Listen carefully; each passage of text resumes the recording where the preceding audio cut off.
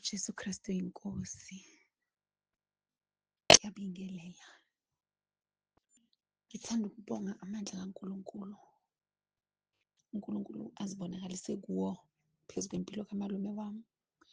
Umalume wami ubengaboni emehlweni, ubengaboni, uqale this year ukungaboni, avele avaleka nje amehlo. Kodwa ngoba uNkulunkulu khona futhi mkhulu, useyabona umalume, useyabona kahle ngawo-2 amehlo. Ngakho ngithanda ukubonga uNkulunkulu kakhulu ngobukhulu bakhe abubonisile phezu kwempilo kamalume. Ngithanda ukumbonga nje kakhulu kungaphezi. uJesu Kristu inkosi, uJesu Kristu inkosi, uJesu Kristu inkosi. Amen. uJesu Kristu uyinkosi. Baba umpostoli, ngibingelela ubaba umpostoli, umama umpostoli, abazalwane bonke egameni lenkosi yethu uJesu Kristu. Ngithanda nje ukubonga uNkulunkulu angenzele khona kade sisemkhosini ngosuku la 20, mhla ka-20 ngesikhathi seshayile u-12 emva ka-12. Ngaphaphama kubuhlungu, ingalo yami ibuhlungu, iqaqamba iney'nhlungu ey'mangalisayo. Ngahlikihla ngathi uJesu Kristu inkosi, uJesu Kristu inkosi. Ngalowo ngishilo wathi uJesu Kristu inkosi, ngasuka lapho ngase ngathatha umkhuleko. Ngase lo wabaseRoma 18, uMeyi 18, wabaseRoma 10 verse 9.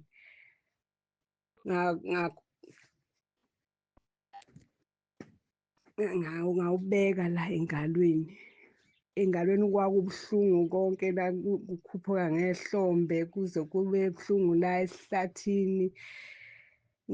Kwabuhlungu, kwaqaqamba. Ngilokhu ngithe nje uJesu Kristu inkosi. Ngabeka lo mkhuleko wabaseRoma. Hawu, emveni kwalokho kwehla kancane kwaze kwaphela, kwaze kwehla impela kwaphela. Ngase ngalala, ngithe sengilele-ke ekuseni-ke base sengiphaphama, akusekho lutho. Kwabe ngathi nje abekungazange kube khona lutho. Angizange ngigule ngendlela ade kungibambe ngayo. Kodwa ngithi ngiyambonga kakhulu uNkulunkulu lapha ezwini lakhe. Amahubo 106 lithi bongani uJehova ngokuba muhle, ngokuba umusa wakhe umi phakade. Ngiyambonga kakhulu uNkulunkulu ngangenzele khona. Ngibonga umkhuleko kababa nomama abasithwala ngawo sisemkhosini. Ngiyabonga kakhulu. Ngithi uJesu Kristu inkosi, uJesu Kristu inkosi. uJesu Kristu inkosi. Baba, ngiyabingelela egameni lenkosi uJesu Kristu. Ngibingelela umama, ngibingelele nebandla laseNtabeni nasekhaya lezwi egameni likaKristu Jesu.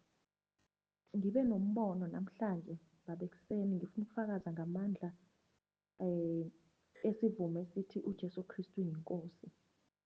Ngiye ngaphupha ekuseni, ngibona ngihlezi kwenye indlu kanje. Uma ngihlezi kanjalo, bekulomunye umama lapho engathi ngumuntu omdala nje. Ngase ngiyabanjwa ngama-cramps enyaweni nasezandleni, kwangathi ngiyagula. Uma ngibanjwa ngilama-cramps, ngase ngitshela lo, ngiqale ngathi mina uJesu Kristu inkosi. Aqhubeka angibamba lama-cramps, ngase ngitshela lo benginaye, ngathi ngicela ungibambe izandla ney'nyawo ukhulume uthi uJesu Kristu inkosi. Wase yakhuluma lo mama wathi uJesu Kristu inkosi, wayibamba izandla zami wazelula lama-cramps ngoba bese zigoqana. ney'nyawo, wawubamba ney'nyawo zami wathi uJesu Kristu uyinkosi, uJesu Kristu uyinkosi. Wakusho lokhu ephindaphinda. Zaluleka izandla zami, ngavuleka, ngabona sengivuleke namehlo, sengihlakaniphile, kade sengizwa ubuhlungu ezandleni nasey'nyaweni. Ngaphila ngawo lowo mzuzu. Ithe kusenjalo ngase ngiyabona amabhodlela alaba prophethi bamanga. Amabhodlela afakwe izinto, amanzi. Lamabhodlela kwangathi abizwa ngokuthi ngamabhomu, ayabhoma, bawashaya phansi. Mabawashaya phansi kusho ukuthi kuvela ezifu kunamagama abantu phakathi kwala mabhodlela. Engazathi kukhona amagama abantu akhulunyelwe izinto, ashaywa phansi, adabuka. Ngase ngiyatshela lo mama kade nginaye, kade ngithandazela ukuthi la mabhodlela kade esethelwe thina, ebekelwe thina ukuthi asilimaze. Kodwa ngokusho kwakho ukuthi uJesu Kristu uyinkosi, la mabhodlela afile. Akade emabili la mabhodlela, akade elahliwe kodwa esedabukile phakathi, etshengisa ukuthi kade kunamagama abantu, kodwa ngiwabonanga ukuthi ngabobani la magama. Kodwa nje bekukhona nje kade kuthiyiwe kula mabhodlela, umoya omubi, umoya ongcolileyo. Ngiyabonga Baba, egameni leNkosi uJesu Kristu. Ngempela isivumo esithi uJesu Kristu uyinkosi siyasebenza futhi sinamandla, ngoba sekukaningi ngibona nginqoba ngaso emaphusheni. Egameni likaJesu ngiyabonga, amen. uJesu Kristu uyinkosi, uJesu Kristu uyinkosi, uJesu Kristu uyinkosi. Ngiyabingelela entabeni kaJehova, ngiyabonelelwa. Baba Sibande nomama, ngizoxolisa baba kakhulu. Wanginikeza idate yokubhukha, ngibona late, sengiyibhalile nezono, nginebhuku lakhona. Ngibona late ukuthi kwadilitheka, angazi kwadilitheka kanjani, noba khona lapha ngapressa kakhona kahle hle uWhatsApp, angiwazi kahle hle kahle. Ngoba kwathinteka, ngiyaxolisa nakuNkulunkulu, ngiyaxolisa baba, ngiyaxolisa kakhulu, ngonile. I-date yami angisayazi-ke, kodwa izono ngiyaqhubeka ngiyazibhala. Ngiyaxolisa baba kakhulu. Ngithula nobufakazi, selokhu ngangena ekhaya lezwi, umoya wami uyaphila. Nkosi yami, ngibonga ubaba. uNkulunkulu akasebenza ngaye, asithumelele nemavesi nencwadi. Nobufakazi babanye abazalwane, ngiyangena impela, ngiyalalela. Ubufakazi nje obunye, abatwana bami babili baginqika nemoto, basinda emotweni. Ngiyalisho leli gama elithi uJesu Kristu uyinkosi, ngiyabona liyangisebenzela. Nasekhaya bekuba nephithiphithi ngoDisemba, bekuthule kulabafana abaphuzayo, kungenzekanga lutho. Ngiyalizwa uma ngeke ngalibiza, kukhona lapho engingaboni kahle khona, ngike ngathi uJesu Kristu uyinkosi, ngiyabona ukuthi liyangisebenzela. Ngiyabonga kakhulu baba, ngiyaxolisa. uJesu Kristu uyinkosi babe, ngiyabingelela babe, egameni likaJesu. Babe, cela kuthula nje ubufakazi bami babe, kusukela nje October ngithambela nje eThekwini, kwenteka ngahlangana nalomnye make kunene, ngeva muva athi ngimake kunene, wachamuka nje sangisida lo make ngingamadi ngoba ngihamba nge-wheelchair. Ngathi sesihamba naye sesigibele, wasuyangithandazela lo make. Ngathuka ngifuna ukuphosisa, ngathuka ngathi hawu nani lo make ade angifake emadimoni. Kodwa wachubeka wangithandazela lo make, saze sachumana. Wasufika lapho-ke angibuda ukuthi angichazela ngekhaya lezwi. So yanginika-ke nami emavesi. Sekufika lapho-ke khona-ke uthi angangifaka egruphini. Sengiyangena egruphini. Mangingena babe egruphini, uNkulunkulu wangimangalisa. Ngifunza nje ngikuvuma tono. Ngivuma besinesimo efamilini yami kuthiwa nje samenyiswa sipoko, siyakhaya besikulo salishiya sesakhe kulenye indzawo kuthiwa noma ningakhaphi, sakhile nakulenye sadliwa, kuthiwa nje sendiwa ngilesibhoko and nkulukhuni kusikhokha kuyadula. Kepha nje uNkulunkulu ngimangalisile, nangingena nje ekhaya lezwi ngivuma tono tami, ngase ngiyasibona sidumbu ekhathe endlini yami, ngathi abasikhiphele ngaphandle, sakhishwa saphuma, ngabona endlini yami sekukuhle kugcetshiwe. Ngacala nje ngabona impilo lensha nakubantu bami. Jesu Kristu inkosi babe, ngiyambonga kakhulu uNkulunkulu. uJesu Kristu inkosi. Ngiyabingelela kakhulu kubaba uNsibandi nakumama nomndeni wonke wasekhaya lezwi nasentabeni yendlu kaJehova. Kuyabonelela. Okokuqala nje baba, ngiyaxolisa kakhulu ngokudilitha. Bengingaqondile ukudilitha imeseji. Ubaba wachaza ukuthi kwenziwa kanjani, sekudlulile engqondweni yami, ngithi ngidilitha i-emoji engathi yangena kanjani, kwadilitheka nemeseji. Sekuze kwakabili. Ngiyaxolisa kakhulu kuNkulunkulu angixolele.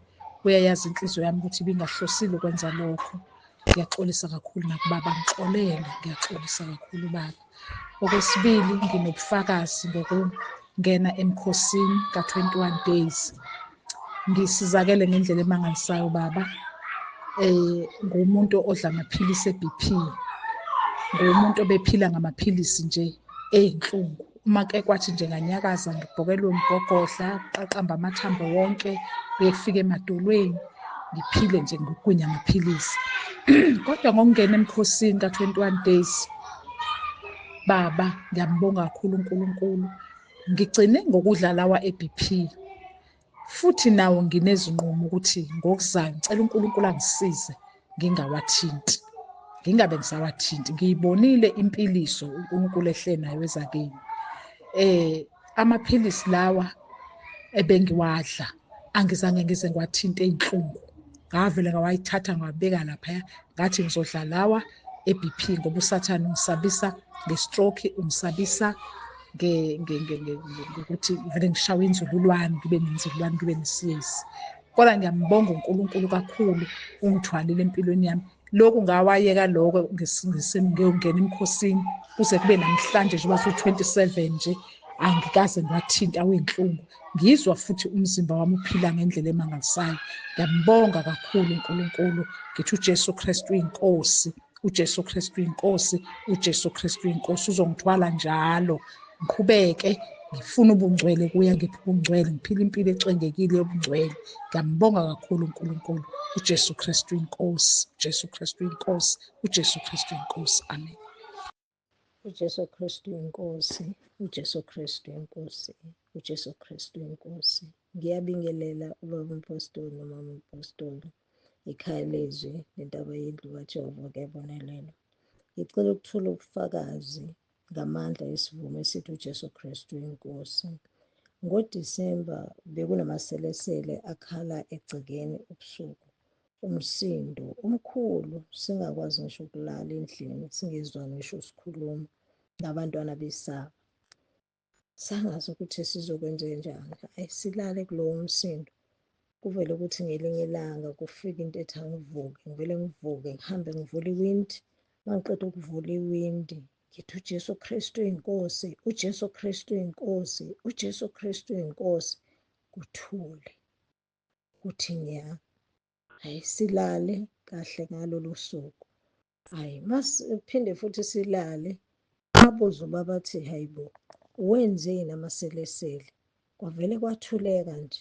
Ngithi mina isivumo esithi uJesu Kristu inkosi, ngisho izilwane ziyasithobela ngoba liyigama elinamandla, liyasebenza lesi sivumo bazalwane. Singayeki ukuthi uJesu Kristu inkosi empilweni zethu. Siyabonga baba, siyabonga ukusifundisa.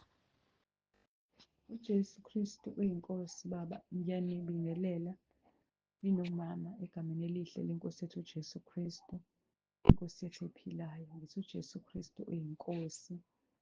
Ngiyambonga kakhulu uNkulunkulu ubaba esigcinile kwaze kwayimanje.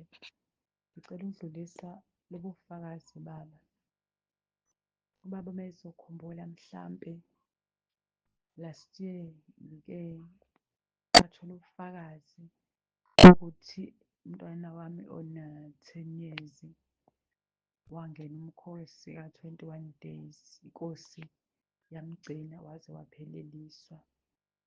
Uphindile-ke baba nakulo nyaka wangena umkhosi ka-21 days eminyakeni yakhe engu-11. Inkosi yamgcina futhi. Ngiyambonga uNkulunkulu, ngiyambonga uNkulunkulu kakhulu. Umoya wami uyayitosa inkosi ngomama wethu, umama umfundisikazi uMaseko. Kuthe baba ngonyaka ka-2023 yakwambula inkosi kuye ukuthi uma singena imikhosi singene kanye nabantwana bethu baka-Sunday School. Njengalokhu eNineve abantwana bangena ngisho abantwana abancilayo, inkosi iyawenza umsebenzi. Ngiyambonga uNkulunkulu kakhulu. Kungesiyena yedwa nokho umntwana wami, kodwa nabanye ebrentshini. Ngiyambonga uNkulunkulu ngabo abangenayo kumkhosi. Ngiyamdumisa kakhulu uNkulunkulu ngabo ukuthi inkosi impela izwi lakhe uyalimela uNkulunkulu Baba. Ngiyambonga kakhulu, ngiyambonga, ngiyamdumisa. Ngithi udumo kuNkulunkulu kweliphezulu nokuthula emhlabeni kubantu abathokozelwa nguye. uJesu Kristu uyinkosi, uJesu Kristu uyinkosi, uJesu Kristu uyinkosi. uYesu Kristu inkosi, uYesu Kristu inkosi, uYesu Kristu inkosi, uYesu Kristu inkosi. Ngibulisa utata uTsebande, ndibulisa nomama uTsebande, ndibulisa bonke abazalwane kwikhaya lezwi, ndibulisa bonke abazalwane entabeni yendlu kaYehova kuyabonelelwa. Yeyi ke ndibulela ke ukuba lapha kukhaya lezwi. Ndibulela nosisi owandifaka kukhaya lezwi. Andizuya kakhulu ke kuleyo mkhosi, nazo iindaba ndinazo. Ndithetha ngendaba yayizolo nge-25. Utata uTsibande uthandazela umntu ongumama nomntu ongutata, ndikhohlwa amagama. Ndaqonda uba ngeke ndingaguqi, ndineenyonga elexesha elide. Yelidala inyonga lindibhuqa apha. Iba ngatshintshatshintshi imithandazo nix. Hayi ke xa kuthandazelwa aba babini ndaguqa. Xa kuyiwa kumaRoma ndaya ndatsho emva kotata. Waphela utata namva noba uteni, ndaqonda uba ngeke. Thetha into yokuthi ke bazalwane, elo nyonga lihambile izolo. Kuloo mthandazo bekuthandazwa naloo tata naloo mama. Ndaqonda uba ngeke ndingasindi, kukho umntu ongutata opha. Njengoba kuthandazela umntu ongutata nam ndiyathandazeleka. uYesu Kristu inkosi, uYesu Kristu inkosi. Kumandi ukuba lapha kwikhaya lezwi siyavuna ilanga nelanga. Ilanga nelanga. Hayi ndihamba free ngoku. Bulela kakhulu kuba uTsibande nemithandazo yakhe. Bulela kakhulu kakhulu ngokungazenzisiyo. Ndithi uYesu Kristu inkosi, uYesu Kristu inkosi, uYesu Kristu inkosi, uYesu Kristu inkosi. uJesu Kristu inkosi, uJesu Kristu inkosi. Ngiyabingelela kuba Mpostoli Ntsibande, umama Mpostoli Ntsibande, abazali bethu. Ngithi uJesu Kristu inkosi ekhaya lezwi nasentabeni yendlu kaJehova kuyabonelela ekuseni. Ngithi uJesu Kristu inkosi. Baba ngicela ukudlulisa lo bufakazi. Ngiyambonga uNkulunkulu sangenile emkhosini ka-21 days. Ngimnika udumo, ngithi uNkulunkulu yena yedwa. Ngesikhathi ngisemkhosini baba sikhuleka u-15 kwahlala enhliziyweni yami ngathi uNkulunkulu wangivezela ukuthi nasi isono wasenza wangaxolisa. Sisaqhubeka sikhuleka sifunda ukuthi ubani uzakuhlala etendeni lakho na, ubani uyakwakha entabeni yakhe engcwele, ilo hamba ngobuqotho. Kwahlala kimi ukuthi emsebenzini ngake ngantshontsha, angangazibona leso sono. Ngisabhala ezinye izono njengoba bayishilo, kodwa nje lokhu kwahlala ukuthi cha, hamba uyoxolisa kumphathi. Nangempela ngahamba ngenze appointment ngoMgqibelo ekuseni, wavuma sabonana, ngacela intethelelo. Ngiyambonga kakhulu uNkulunkulu Baba ngey'mfundiso zakho nangezwi likaNkulunkulu elimile liyiqiniso. Ngiyabonga kakhulu nje ngisangenile ekhaya lezwi, ngangena entabeni endlu kaJehova. Kuningi engikufundayo. Ngiyabonga kakhulu Baba. Uye wangithethelela, wasethi ayi ngikuthethelela, uhambe uyocela kumfundisi wakho akukhulekele, mina ngikuthethelele. Ngibonga isibindi obenaso ukuthi uze nje lokho kuyangimangalisa. Ngiyakuthethelela. Ngiyambonga kakhulu uNkulunkulu ukuthi uye wangihlelela sengithetheleliwe ngoMgqibelo. Phinda futhi ubaba enkonzweni yangoMgqibelo wakhuleka umkhuleko lo awukhuleka waze washo nokuthi-ke hamba ungabusona. Ngiyambonga uNkulunkulu Baba, uNkulunkulu osihlelelayo impela. Uhlezi uthunywe uNkulunkulu, uNkulunkulu uhlezi kuwe impela. Siyabonga Baba. Ngibonga uNkulunkulu ithuba nginike lona. Ngibonga ungene entabeni endlu kaJehova ngitholela amaqiniso. uJesu Kristu inkosi, uJesu Kristu inkosi. Amen. Jesu Kristu inkosi, Jesu Kristu inkosi, uJesu Kristu inkosi. Ngiyabingelela babesibande, ngiyabingelela namamasibande, ngiyabingelela nemndeni wakhe wonke, ngiyabingelela entabeni endlu kaJehova kuyabonelelwa.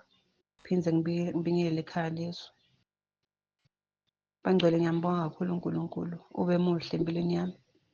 Ngisasemkhosini, ngiyacala kungena mkhosi since umkhosi 21 days ngiyacala ukungena. Bengingakaze ngongene before.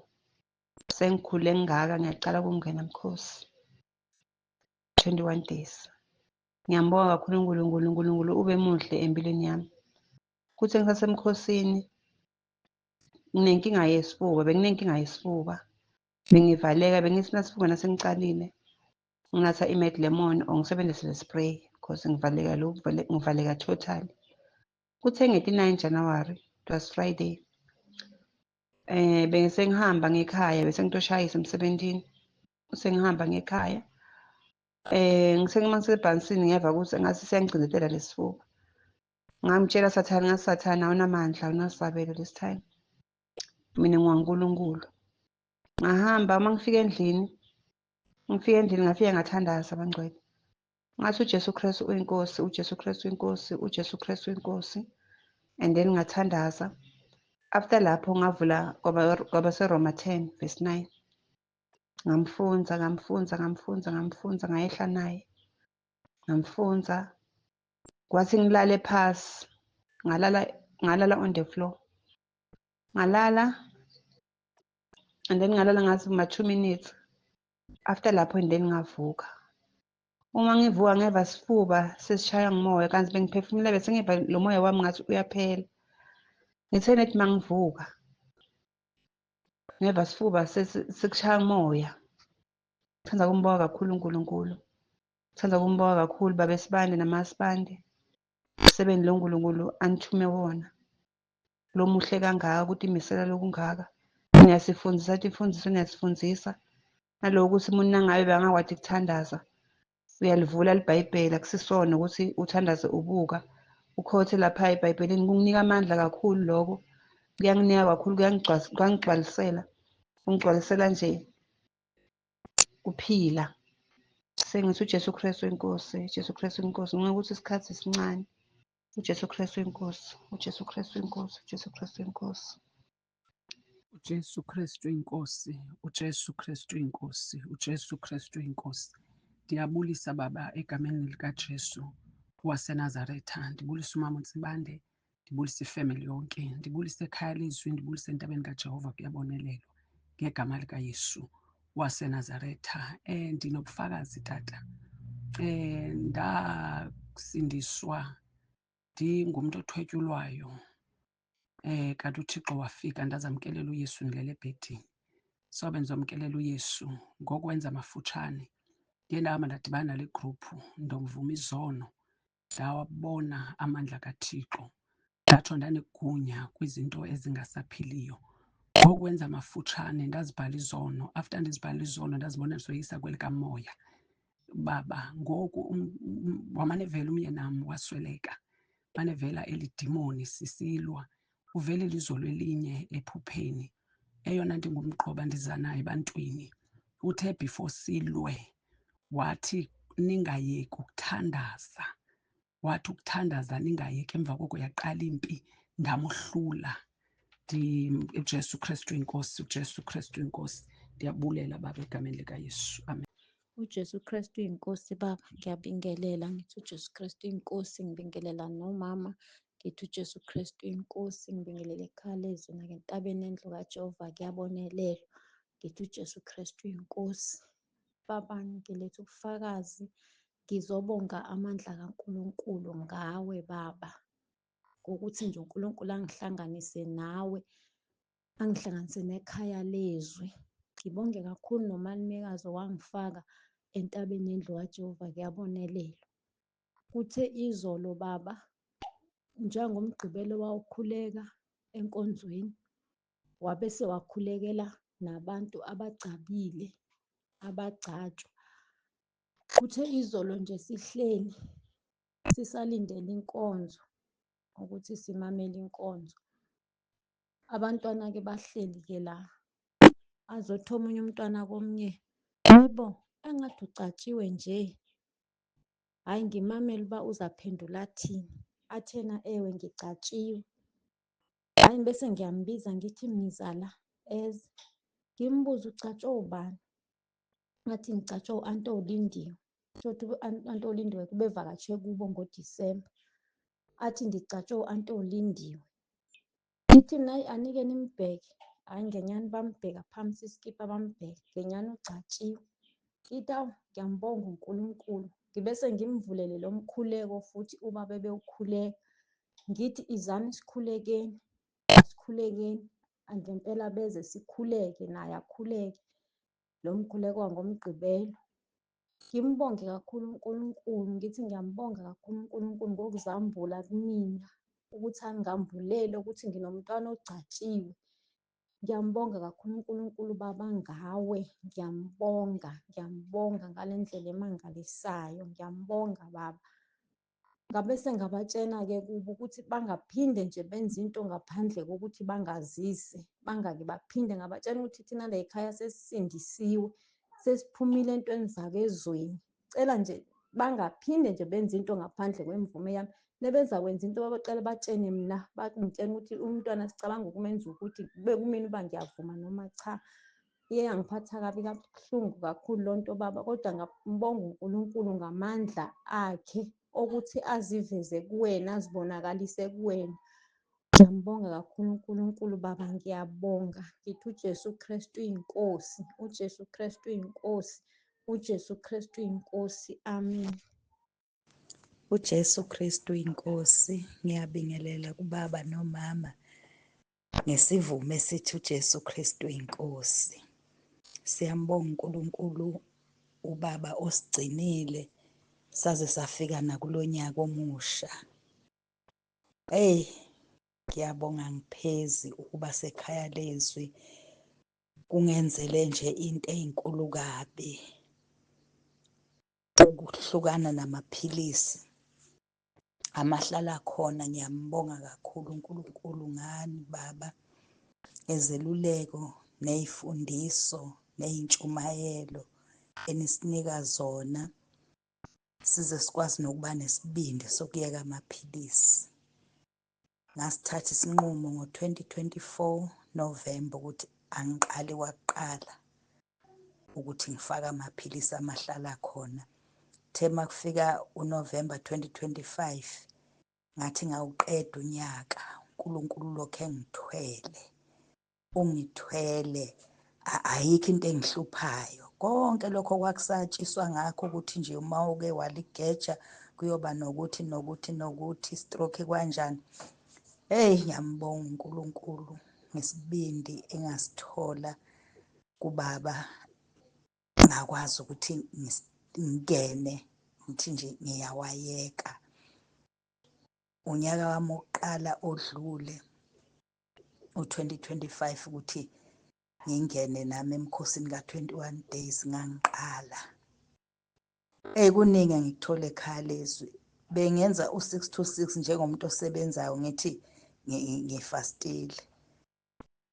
Ngafunda ekhaya lezwi ukuthi cha usuku luphela ngakusasa bese ngikwazi ukuyibambela o2 days o3 days ngithatha usuku nginxusa ngikhuleka ngokubonga nokunxusa uNkulunkulu ukuthi angisize ngibe nesibindi sokwayeka ngethembe yena. Ngiyabonga baba kakhulu. Ngiphinde ngicele futhi ukukhumbuza kubaba ukuthi angikhohliwe ukuthi lo nyaka 2026 owokuvuma izono September 2 ngo4 ntambama. Ngiyacela baba mase kwenzekile kanjalo ngingene emanzini ngibhabhatiswe kabusha. Ngiyacela uma ngihlehla ngibuka ukubhabhatiswa kwami akuphelelanga kahle izona ngiyivumanga. Ngiyabonga kakhulu baba Jesu Kristu inkosi. Amen. uJesu Kristu inkosi, uJesu Kristu inkosi baba. Ngiyabingelela ekhaya lezwi. Ngiyabingelela baba uMpostoli Nsibande. Ngesivumo esithi uJesu Kristu inkosi. Ngicela ukudlulisa nabo ubufakazi baba. Baba ngiyi-6 zikaDisemba kwaba nesimo esehlela undodakazi wami. Wathi uphelelwe umoya uyacima. Uphelelwe umoya wokuphefumula. Uma ngibuyela kuye ngibuza ukuthi kwenze njani unomkhuhlane yini wathi nje uphelelwe umoya. Engekho ekhaya eseGoli. Emveni kwalapho ngithi ngimhambisela umkhuleko ngithola ukuthi ifoni yakhe akasayilaleli noma akasakwazi ukuyibamba. Emveni kwalapho kungena ucingo oluphuthumayo lisho ukuthi usesesibhedlela uthule dududu akakwazi kwenza lutho akakhuluma akacwayizi usethule nje dududu. uJesu Kristu inkosi ngaphuthumisa umkhuleko abaseRoma ngaphuthumisa umkhuleko kaMeyi 18 kwenye intombazane uEunice ngifonela ngathi ayiwuvule ubeke noma kuphi noma esifubeni bese beyakhuleka bemtshela ukuthi abakhuleke khona ethule kwaba njalo-ke baba. Bakhuleka umkhuleko bakhuleka uthe emvani nje kwesikhashanyana esincane bathi usephapheme umntwana kodwa akakakhoni ukukhuluma. Baphinde futhi bakhuleka ngathi abaphinde futhi bakhuleka futhi. Emveni kwalapho futhi bathi useyakhona ukukhuluma. Ngambonga kakhulu uNkulunkulu baba ngomkhuleko baba osinikeza wona ukuthi siwusebenzise noma sinenkinga. Ngiletha lobo bufakazi njena ngiletha udumo kuNkulunkulu ngithi uJesu Kristu inkosi. Ngiyabonga kakhulu baba ngixolisa ukuphuza ukuletha ubufakazi. Ngaphazamiseka nangoDisemba iy'namba yilokhu zingavumi ukusebenza ekhaya lezwi. Ngiyabonga baba uJesu Kristu inkosi, uJesu Kristu inkosi. uJesu Kristu inkosi, uJesu Kristu inkosi, uJesu Kristu inkosi. Ngiyacela ukukubingelela baba, ngibingelele umama, ngibingelele abazalwane ekhaya lezwi nasentabeni indlu kaJehova kuyabonelelwa. ngesivumo esithi uJesu Kristu inkosi. Bengithanda Baba ukubonga umusa kaNkulunkulu angenzele wona kade sisemkhosini wey'nsuku eziwu-21.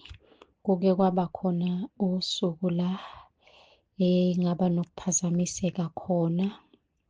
Umlungu wami engimsebenzelayo wayenzela one of ogogo isuphu. Shuthi acela ukuthi ngimthestele. Mase ngithi mina ngicela ukucela lo omunye ngoba sasisebenza sibabili. Ngicela omunye lo engisebenza naye ukuthi amthestele. Shuthi mase yangibuza ukuthi ngikwi-fasting yini. Shuthi mina ngaphendula ngokuthi no, I just don't feel like isuphu. So impendulo yami yaba nokungikhathaza ukuthi kungabe ngiphendule kahle yini noma ngiphendulanga kahle. Ngamnxusa uNkulunkulu Baba ukuthi ngiyacela ukuthi indlela engiphendule ngayo ingangikhiphi emkhosini, ngiqhubeke ngibe semkhosini. Ngakhuleka nje ngamnxusa uNkulunkulu Baba. Kwathi sengilele ebusuku ngaba nephupho Baba, engathi ukhuluma nami, engathi uyangitshela ukuthi mesiphuma kulo mkhosi wey'nsuku eziwu-21 ngingadli, mina ngingene kowami umkhosi, ngimbonge uNkulunkulu, ngimbonge uJehova. Ngilele ngambonga kakhulu uNkulunkulu Baba ngawe kakhulu ngokungiphendula ngawe Baba. Ngaba nokuthokoza enhlizweni yami ngokuthi uNkulunkulu Baba ungiphendulile ngokumnxusa kwami. Ngiyambonga kakhulu uNkulunkulu Baba. Ngithe sesiphumile-ke emkhosini wey'nsuku eziwu-21, ngase ngangena-ke emkhosini wey'nsuku nje eziwu-3. Ngimbonga kakhulu uJehova, ngiyibonga kakhulu iNkosi uJesu. Ngiyabonga kakhulu Baba, ngiyambonga uNkulunkulu. uJesu Kristu inkosi, uJesu Kristu inkosi, uJesu Kristu inkosi. Amen. uJesu Kristu inkosi. Ngiyathanda ukubingelela Baba uNsibande, uMama uNsibande, umndeni wonke wakwaNsibande,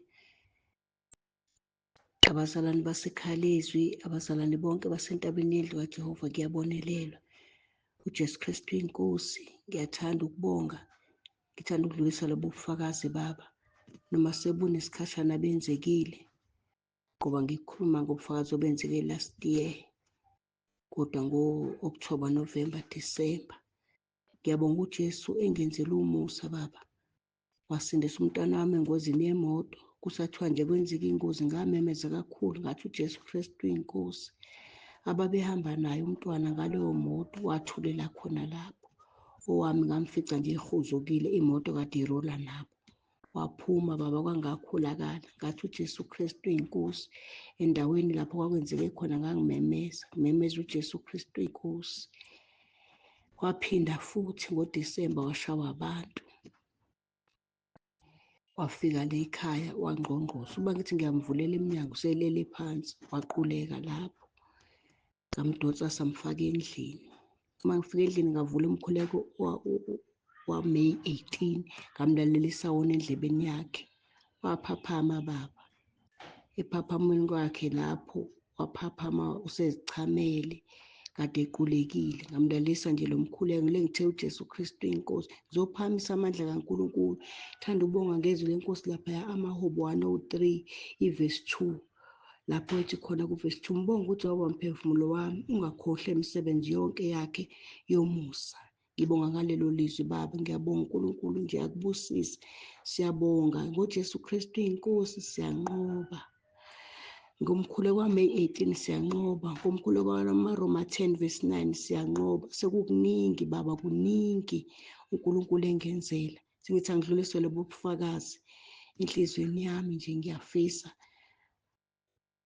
uNkulunkulu aqhubeke angenzele okuhle, anigcine nani Baba, ninomana umndeni wonke. uJesu Kristu inkosi.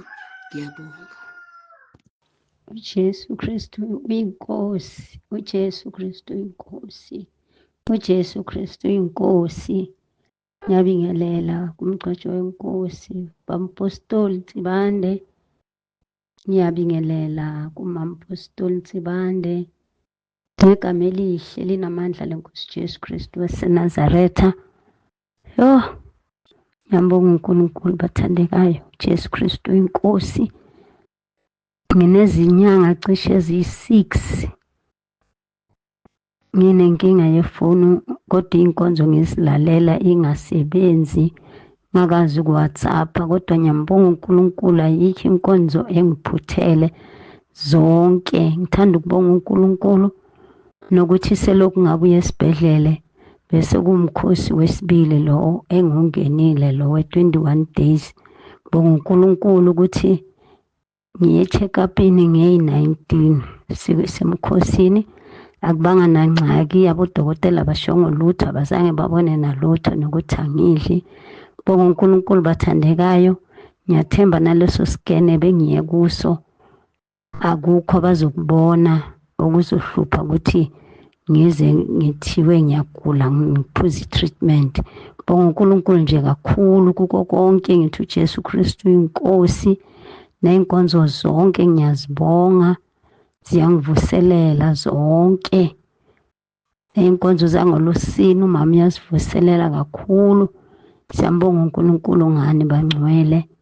Inkosi yomusa ingathi njalo nganehlisela isibusiso, njalo inigcwalise. Siyambonga uNkulunkulu ngani. Sibonga nokuthi siyalwelwa emakhaya ethu. uJesu Kristu inkosi, uJesu Kristu inkosi, uJesu Kristu inkosi. Jesu Kristu inkosi Baba, Jesu Kristu inkosi, Jesu Kristu inkosi. Ngiyacela uNkulunkulu Baba ngithethelela ngokudilitha. Siyambonga Baba uNkulunkulu, ngiyambonga kakhulu ngenkonzo yezolo, ngiphinde futhi ngibonge nangezwi uBaba wagcina ukuthumelela lona. Ngithinta kakhulu Baba inkonzo yezolo lapho uNkulunkulu Baba akhuluma khona ngey'ngane ey'hluphayo. Kwavuka kumina ukuthi uNkulunkulu Baba akaqala ukukhuluma ngale ndlela akakhulume ngayo kudala. Wakwakhuluma ngabantu abashadile, ekhuluma ngomthelela omubi uma umuntu ezoshada eshiya ingane ekhaya kubo, ukuthi leyo ngane uma izokhula ihluphe kusuke kuzoyizonda iy'ngane zakwabo. Enkonzweni yayizolo Baba ngithintekile kakhulu, ngakhumbula ukuthi ngisakhula ngike ngahlangana nabantu abebehlushwa zingane. uNkulunkulu Baba sengenzele umusa sengikholwa, ngahlangana futhi nabantu ebebehlushwa zingane bekhuluma. Kodwa into engiyinothisile bebethi abantu uma ngikubona lokho kwenzakala noma umuntu ekhuluma ubuzwa khona ukuthi kubuhlungu.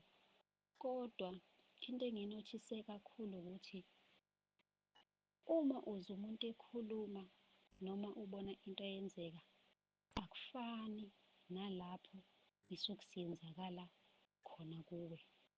Kuthe sekwenzakala kimi, sengiphendukela ingane siqale sihlupha, yilapho engizwe khona kakhulu ukuthi awu, kanti laba bantu abahlushwa zingane basuke bebhekane nesimo esinzima ngale ndlela.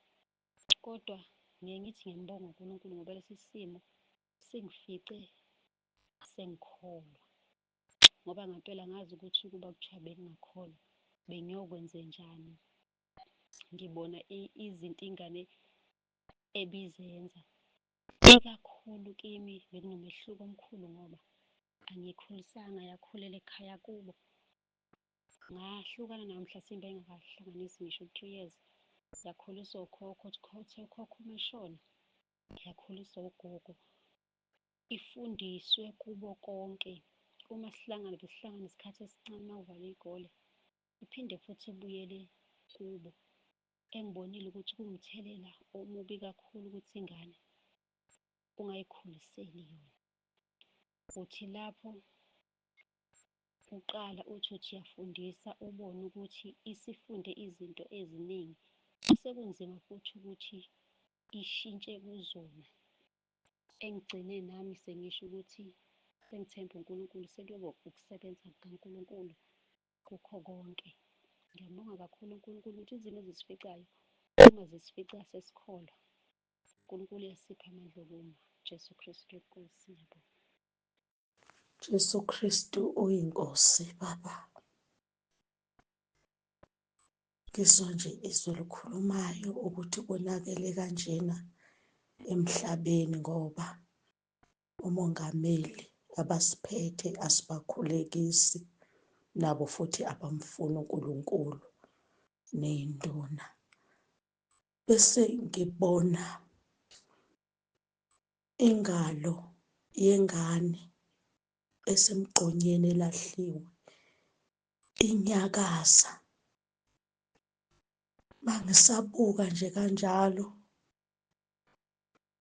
bese likhuluma izwi ukuthi abantu bayikhulekela bona. Ingakho kukubi kanjena emhlabeni. Ukukhala kwalezi ngane kufinyelela kuNkulunkulu. uJesu Kristu uyinkosi. uJesu Kristu uyinkosi baba. Kukhona into uNkulunkulu angiphilisile kuyo ngakhohlwa ngoba nami ngavele ngezwa nje siphelile ngakhohlwa nanokuthi konje ngeke ngaba nento efana naleyo, kodwa kulezi nsuku uNkulunkulu ungikhumbuzile ingalo yami yakwa-right bekuke kwenzeka ukuthi ivele kube ngazuthi inothi la endololwaneni ngingakwazi ukuyigobisa. Uma ngithi ngiyagobisa kuhlabe ngenxa yalolothi okade lukhona la endololwaneni. Kwesinye isikhathi kube sengazi ukuthi iyakhumuka iyasuka kimi. Kenkethe kwesinye isikhathi esihlakaleni ingalo yami nje ibihlala ibe njalo, kwesinye isikhathi ibe ngcono. Bese ngiphile nawo lento isikhathi eside. Angiyazi baba ukuthi yaphela nini. Selokhu nje ngangena ekhaya lezwi ngivele nje ngavele nje ngayibona isiphelile futhi ngakhohlwa, kodwa ngiyambonga uNkulunkulu ongikhumbuzile kulezi nsuku ukuthi ngeke ngaba nento efana naleyo. uNkulunkulu wangiphilisa. Ngiyambonga baba uNkulunkulu kakhulu nangokungena ekhaya lezwi nje nangemkhuleko yakho baba osikhulekela yona. Ngiyabonga okunye futhi njengoba kade sisemkhosini nje ka-21 days benginento elumayo la enqeni. Manje nginamahloni okukhuluma ngayo, nginamahloni futhi nanokuya kadokotela ngoba bengiyibuza ukuthi awu sengihlale sengilesikhathi eside kangaka into enje ngiyithatha kuphi, futhi nje nginamahloni nje kakhulu nje ngayo, ngingakhulumi nje ngayo ngithula, kodwa engihlupha iluma. Ngiyigcobe kwesinye isikhathi ngize ngigcobe noma olive oil ngithi ngizama ukukuthulisa, kodwa nje kuhlale kuluma. Kodwa nje njengoba kade sisey'nkonzweni ubaba esikhulekela ukuthi uNkulunkulu makasiphilise. Kuze kube manje angiyizwa leyo nto leyo naye futhi vele nje yanyamalala. uNkulunkulu nje baba ngiyambonga kakhulu ongiphilisile uNkulunkulu, ngiyambonga ungisusele naleyo nto leyo ngoba njengoba ngisho ukuthi benginamahloni nanokuya kadokotela. Ngiyabonga baba kakhulu nangemkhuleko osikhulekela yona. Baba ngiyabonga kakhulu. uJesu Kristu uyinkosi. uJesu Kristu uyinkosi. uJesu Kristu uyinkosi. uJesu Kristu uyinkosi. Ngiyabingelela ubaba, ngiyabingelela umama, ibandla lonke ekhaya lezwi nasentabeni yendlu kaJehova ngiyabonelelwa. Baba, bengisacela ukuthula ubufakazi nokubabaza igama elithi uJesu Kristu inkosi ukuthi linamandla. Emva komkhosi ka-21 days siphumile ngomhla ka-23 okuyi-Friday 23 January. uSathane wathumela iy'nkunzimalanga zamadimoni akhe lapha ekhaya. Kufika intombazana la ekhaya ebusuku, kwakungabo-9 ebusuku. Le ntombazana siyayazi-ke iyahlala la ekhaya. Isikhathi esiphambilini bengigadela untombazana wami esemncane. Manje untombazana wami una-33 years. Iyafika-ke le ntombazana ithi ihlwelwe izocela indawo yokulala. Hhayi, silalise-ke ntombazana. Ngisakhuluma nayo nje le ntombazana ingitshela mina ukuthi yona iwumthandazi futhi iyithwasa engavele ngabona ukuthi nje konakele. Masiyilalisa le ntombazana la ekhaya, ivuka ebusuku ngabo-2, iyavuka iyakhanyisa ugesi, ivula iminyango ekamereni la sesilalise khona, iyathandaza. Siyabonga ubaba uNkulunkulu ukuthi wasifundisa ukuthi umuntu uma ethandaza solalela. La emthandazweni wayo ngiyayizwa le ntombazana iyakhuluma ukuthi izophuma-ke manje, siyaphuma iyahamba ngabo-2 ebusuku emthandazweni wayo. Ngiyapick up ukuthi ithi ithandaza ey'ndlondlweni ey'nkulu. Ngivele ngivuke baba, biza igama likaJesu. Jesu Kristu inkosi, Jesu Kristu inkosi. Kanti before ilale ngithandazile la ekamelweni ebizolala kuyona, ngabiza igama likaJesu, ngafafaza igazi likaJesu. Ngiyabona njengoba isingasalali nje ebusuku ukuthi iyasha. Ivuke ithi mina umsindo wani lo sibangela wona. Ithi yona ithandaza ngalesi sikhathi. Indaba yinde baba. Hayi ngivele ngibiza igama likaJesu, ngibiza igama likaJesu, ngibona ukuthi iyasha, iyasha. La mthandazweni wayo ebusuku ngipick up ukuthi ithi iyahamba iyaphuma manje ebusuku ithandaza kula madimoni. Ngithatha okhiye ngibafihle. Manje sifuna ukuphuma ngithi akuphuma umuntu la endlini, ngibiza igama likaJesu. Isikhathi ngithi uJesu Kristu inkosi, emehlweni yayo ngibona ngathi ingibuke ngathi ibona isipoki. Ngilibiza igama likaJesu, ngilibiza igama likaJesu la endlini, izinqobeke, ngibona ukuthi iyanqobeka. Besithi hayi angisezukulala mina mase ngithandazile ngibuye ngisalala. Kodwa nje ngibonga kakhulu ukuthi uNkulunkulu wanginqobela lamadimoni uSathane engithumele wona. Indaba yinde baba, kodwa nje ngibonga ukuthi uNkulunkulu wanginqobela ngalela langa. uJesu Kristu inkosi, uJesu Kristu inkosi, uJesu Kristu inkosi. uJesu Kristu inkosi, Jesu Kristu inkosi, Jesu Kristu inkosi. Ngiyabingelela egameni lenkosi yethu uJesu Kristu. Weba Msibande, thanda ukudlulisa iphupho engike ngaba lalo during umkhosi. I don't remember the date. So I dreamt verse uMahubo 33 verse 1 ethi sing joyfully to the Lord, it is good for the righteous to praise him. And then makuvuka umhla ka-18 ngaphupha wabekade ngithandile umhlobo wami. So I didn't know the song. No, I didn't know the song ukuthi yiphi yakhona with those lyrics. So I could ngathola ukuthi number 3 icule ungena usewakhile enhlizweni yami umhlobo wami. So ngiyathanda ukumbonga kakhulu uNkulunkulu ukuba ngiyabona la engisuka khona. Ngiyabonga kakhulu umusa wakhe nalapho ngithi I was serious, ngithi ngisendleleni right kanti cha. Kodwa ngiyabonga kakhulu umusa kaNkulunkulu, uthando lakho uthi truly wabekade uthandile umphefumulo wami uNkulunkulu ezulwini nendodana yakhe uJesu Kristu uba kuze kufike nakimi ivangeli leqiniso. Ngikhumbula before ngibe ngasentabeni indlu kaJehova kabonelela ngaba nephupho uBaba Msibande eza emsebenzini lo mama Msibande eza emsebenzini, and then uthi ubaba upha ama-rewards to those that haven't sent a signal to work. So I was part of those. Nami ngijabulile lapho, ngihappy ngithi yo and angikaze ngithumele, and then vele by then bengakaze ngithumele like in reality. So and then lapho ephesheni sembona usifole line, and then bayamkelisa uBaba Msibande hambe bapha ama-white objects like izipho zakhona they were white, then abanikeza bese mase ufika kimi ubaba nomama bengena isikhathi eside ku-warehouse. Hawu sengize nami lapho ephusheni ngithi yo kazi yini yasinda na leyo reward. Waye bengasabuyi, so ngaphapha nginjalo, kodwa ngithanda umbonga uNkulunkulu kakhulu ngempilo yami ukuba ngiyabuka la ngithethe khona.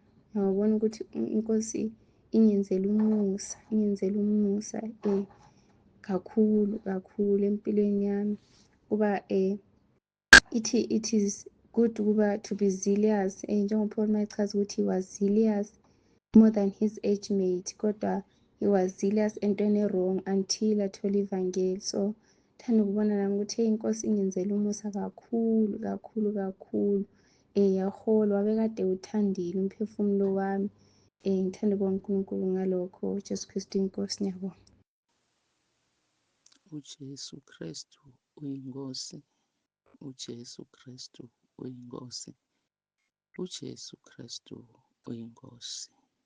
Ngiyabingelela babeNsibande, baMsibande, ngithi uJesu Kristu uyinkosi. Babe ngicela kubonga uNkulunkulu, yebo ngemnikelo owekweshumi naloloti inhlobonhlobo losikhulekela wona. Awu Baba Nkosi yami, umkhuleko losikhulekela wona. Cela kumbonga uNkulunkulu kakhulu. Ngimbonile uNkulunkulu ahamba nami babe. Ngimbonile uNkulunkulu angiphumelelisa babe. Kudzala ngikhipha kweshumi bengingakase ngikubone lokho. Bantu le bengihlala nabo ebhasini nakufika isikhathi semabhonasi bengibeva baxoxa ukuthi hayi ibhonasi bakunika lo mholo wakho lo uholako. Bengingakase ngikubone. Ngibonga uNkulunkulu babe ngemkhuleko wakho kulo mnyaka ngijabule ngendlela lemangalisako nami ngayithola ibhonasi. Ngiyambonga uNkulunkulu ngaze ngathi nangikhipha ulibo ngakhipha vele kwaba i-10% ngendlela ngangijabule ngakhona. Ngijabule kakhulu babe.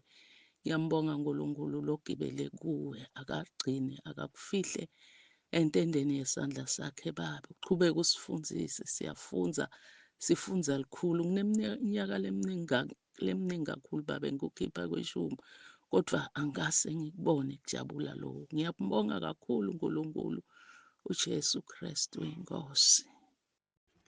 uJesu Kristu inkosi baba. uJesu Kristu inkosi baba. uJesu Kristu inkosi.